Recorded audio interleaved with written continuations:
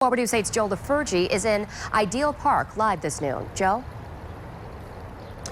Yeah, Emily, I want to show you the scene here. This is what people who live along Crippen Street Southwest have been dealing with since last night. The whole street pretty much flooded. The good news is, as we've been here probably about an hour or so, and the water has receded quite a bit just in that short time that we've been here. Again, Buck Creek went over its banks last night. Buck Creek, kind of the buffer between Ideal Park is kind of the buffer between Buck Creek and the neighborhood here.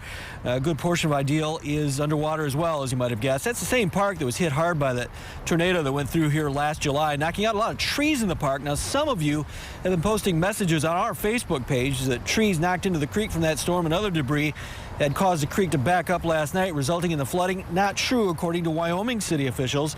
They're telling me they actually sent crews out last night to make sure there weren't any large chunks of debris in the creek. They didn't find anything. A city spokesperson telling me the heavy rain again is to blame. This is a chronic problem Buck Creek is for this neighborhood. This is a federally designated floodplain, so they've had a problem for years.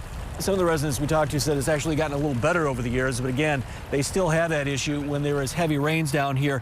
As far as residents, they say no evacuations were needed down here. That is part of the good news as well. And again, if you take a look, the water is starting to recede. A note to drivers, though, a lot of the streets in this area blocked off right now, so you're going to want to avoid that area until the water goes back to where it belongs over in Buck Creek.